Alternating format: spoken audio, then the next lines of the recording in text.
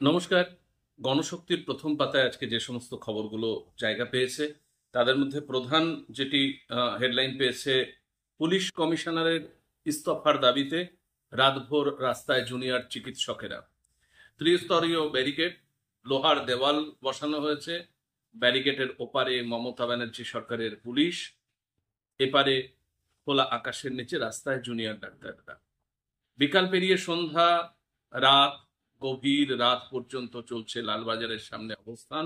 দাবি একটাই, আরজি করে তরুণী চিকিৎসককে খুন ধর্ষণের ঘটনায় তদন্তে গাফিলতি, তথ্য প্রমাণ লোপাটে অভিযুক্ত কলকাতা পুলিশ কমিশনারকে অপসারণ করতে হবে। উত্তাল বিক্ষোভের জেরে রাতে কার্যত লালবাজার থেকে পালিয়ে যান পুলিশ কমিশনার বিনীত গোয়েল। এরপরে যে খবরটি জায়গা পেয়েছে সেটি হচ্ছে, দুর্নীতির দায়ে সিবিআই এর জালে সন্দীপ ঘোষ।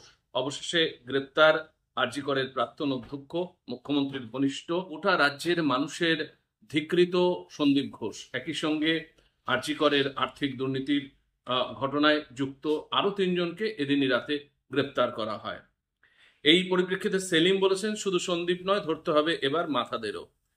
কেবল সন্দীপ ঘোষকে গ্রেপ্তার করলে হবে না, তার পিছনে থাকা মাথাদেরকেও গ্রেপ্তার করতে হবে। মুখ্যমন্ত্রী ঘনিষ্ঠ আরজি করের মেডিকেল কলেজের প্রাক্তন অধ্যক্ষ সন্দীপ ঘোষের গ্রেপ্তারির প্রতিক্রিয়া কথা বলেছেন সিপিআইএম রাজ্য সম্পাদক মোহাম্মদ সেলিম। এরপরে যে খবরটি বেরিয়ে আসবেই, স্বাস্থ্যের ঘুঘুর বাসা। আমরা আমাদের একমাত্র মেয়েকে হারিয়েছি, ও জীবন দিয়েছে। এই স্বাস্থ্য ব্যবস্থার মধ্যে যে এত দুর্নীতি ও ঘুঘুর বাসা আছে, সব বেরিয়ে আসবে। সোমবার সোদপুরে আরজি কর মেডিকেলের নিহত ট্রেনি চিকিৎসকের মা এই কথা বলেন।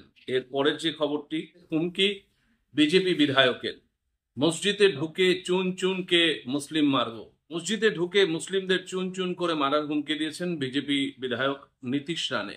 জনৈক সন্ত রামগিরি মহারাজের সমর্থনে রানের এমন উস্কানিমূলক ভাষণকে ঘিরে তোলপাড় মহারাষ্ট্র সহ গোটা দেশ। পরিস্থিতি বেগতিক বুঝে নীতিশ রানের বিরুদ্ধে এফআইআর দায়ের করতে বাধ্য হয়েছে আহমেদনগর পুলিশ। আরেকটি তাৎপর্যপূর্ণ খবর হচ্ছে, কড়া প্রতিক্রিয়া সুপ্রিম কোর্টের। কেউ দোষী হলেও বাড়িতে বুলডোজার চালানো যায় না। কেউ যদি কোনো ঘটনায় অভিযুক্ত হয়, তাহলে কিভাবে তার বাড়ি বুলডোজার দিয়ে ভেঙে দেওয়া যায়? এমনকি যদি কেউ দোষী সাব্যস্ত হয়, তাহলেও এই ধরনের পদক্ষেপ করা যায় না। বুলডোজার দিয়ে বাড়িঘর ভাঙা নিয়ে মামলা শুনানির সময় সোমবার স্পষ্ট ভাষায় এই কথা বলেছে সুপ্রিম কোর্ট। আরো এক কদম এগিয়ে সুপ্রিম কোর্ট জানিয়ে দিয়েছে, এই নিয়ে সর্বোচ্চ আদালত একটি গাইডলাইন তৈরি করবে, যা গোটা দেশে কার্যকারী হবে। আরেকটি খবর আছে, এটা খেলা সংক্রান্ত। প্যারা অলিম্পিকে সোনা এবার নিতেশ সুমিতের। প্যারা অলিম্পিকে একই দিনে এলো 2টি সোনা। ব্যাডমিন্টনে পুরুষদের সিঙ্গলস SL3 বিভাগে গ্রেট ব্রিটেনের ড্যানিয়েল বেথেলকে পরাজিত করে তৃতীয় ভারতীয় শাটলার হিসাবে নীতেশ কুমার সোনা জয় পেয়েছেন। আবার এদিনই রেকর্ড করে সোনা জয় করলেন সুমিত আন্টিল। জ্যাভলিনে 70.59 মিটার ছুড়ে প্যারা অলিম্পিক রেকর্ড গড়ে সোনার দখল বজায় রাখলেন তিনি। এই হলো আজকের 3রা সেপ্টেম্বরের গণশক্তির প্রথম পাতার খবর।